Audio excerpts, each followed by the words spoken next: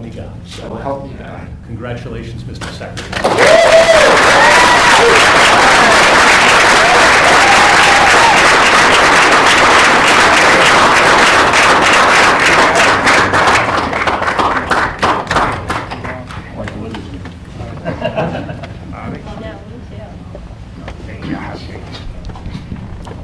I want to begin by thanking President Trump for giving me this extraordinary opportunity, and I want to introduce my family and thank them for being here. My wife Cheryl, my cousin Anthony Shriver, my daughter Kik, my other daughter Kira, Catalina Shriver, Joey Shriver, Jackson Hines, and Amaryllis Kennedy. All right. And I want to thank all of you for your support and throughout this whole 2.5-year journey. My first time in this Oval Office was in 1961, and I came here to meet, or 1962. I came here and I had a meeting with my uncle, who was president then, where we talked about the environment. He was involved deeply, as we all know, in restoring physical fitness in this country. He challenged at one point during his administration, he challenged Americans to do a 50-mile walk, which I ultimately did, but I remember the day that my father completed his walk. We were staying up at Camp David, and my father came in after 18 hours walking on the C&O towpath with his feet bleeding and blisters on them. My father had one of his best friends was Al Lowenstein. And Al Lowenstein ultimately was a congressman from New York who was assassinated himself in 1980. But Al Lowenstein had started the Dump Johnson movement to get rid of President Johnson and end the Vietnam War. And at the time that he started it, people just thought it was a fool's errand. And ultimately, he asked my father to run for president against Johnson. My father wouldn't do it at that time, and he asked Gene McCarthy. McCarthy did it, and he joined that campaign. And my father ultimately ran, and Johnson then dropped out. So Al Lowenstein had succeeded. And although Al Lowenstein was on the other side now, running against my father with Gene McCarthy, my father wrote him a note, a quote from Emerson, where he said, "If a single man plant himself firmly on his own ideal and there abide, the whole wide world will come around to him." For 20 years, I've gotten up every morning on my knees and prayed that God would put me in a position where I can end the childhood chronic disease epidemic in this country. On August 23rd of last year, God sent me President Trump. All right. And he gave me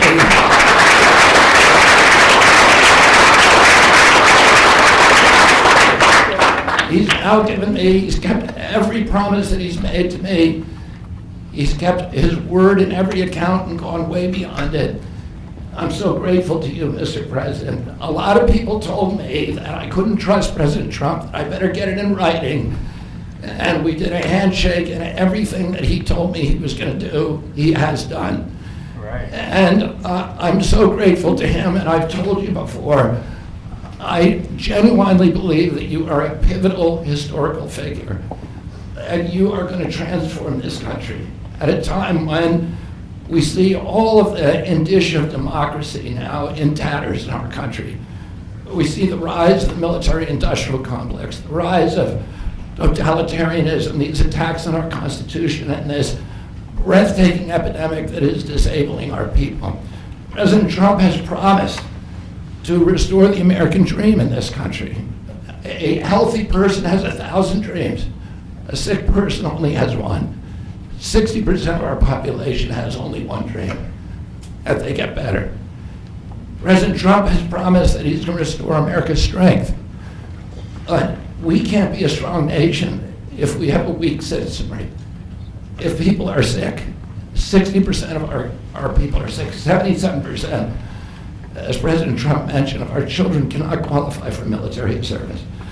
And we need a man on a white horse now. We need somebody who is willing to come in and has the spine and the guts and the strength to challenge orthodoxies, to stand in the way of vested interests, and to break institutions that have turned against our democracy. President Trump has shown again and again that he is that hero. And most recently, I greatly appreciate, and I called you the day that you announced the termination of USAID. My uncle started USAID in 1961 for humanitarian purposes, to put our country on the side of the poor. It has been captured by the military-industrial complex. It has become a sinister propagator of totalitarianism and war across the globe. And very few people understand how sinister this agency really is. And President Trump saw that, and he stood up to it with a masterstroke. And we want to do the same thing with the institutions that are stealing the health of our children. We need a revolutionary figure, and you are that figure, and I'm very grateful for you for giving me this opportunity. I want to recognize some of the allies that I've had in this battle for a long time: Senator Rand Paul, Senator Ron Johnson, Senator Roger Marshall, Marjorie Taylor Greene, and Buddy Carter, who've all been champions of the MAHA agenda before I even came along. I'm very grateful for you for standing strong. Thank you very much, President.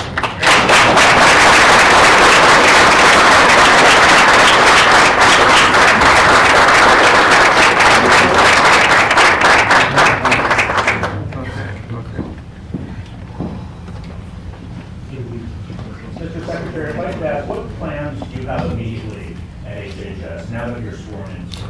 He's going to be running it. He's going to do a great job. What would you like to That's see my him do plan. first?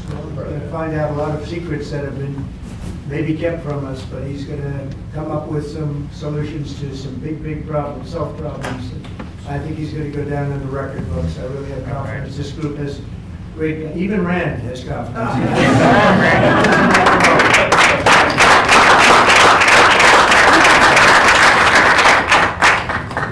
If I could ask you, Mr. Secretary, do you plan to fire anyone immediately, or what are your plans on day one, which I guess is today? Our plans are radical transparency and returning gold standard science, the NIH, the FDA, and CDC, to ending the corruption, ending the corporate capture of those agencies, getting rid of the people on those panels that have conflicts of interest.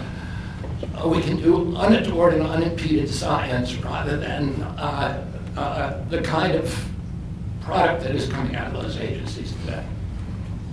Mr. Secretary, may I ask, how do you address concerns that some Americans may have about the stance on vaccines? When people actually hear what I think about vaccines, which is common sense, which is vaccines should be tested, they should be safe, everybody should have informed consent, people are reacting because they hear things about me that aren't true. They hear characterizations of things that I've said that are simply not true. And they hear what I have to say actually about vaccines. Everybody supports it. Mr. Kennedy, Kara Cashinova from Lindell TV. What's your message to Democrats in the Senate that fought so hard to keep you from taking this position? And congratulations, by the way. President Trump has promised to be the president for all Americans, and he has said to me that he understands that there's no such thing as Republican children or Democratic children. All of our children need to be protected, and whether you're in a blue state or red state, I'm going to do everything I can to work with you, whether you're Democrat or Republican, to restore child's health in this country. Mr. Secretary. Great job. Great job. Thank you all very much.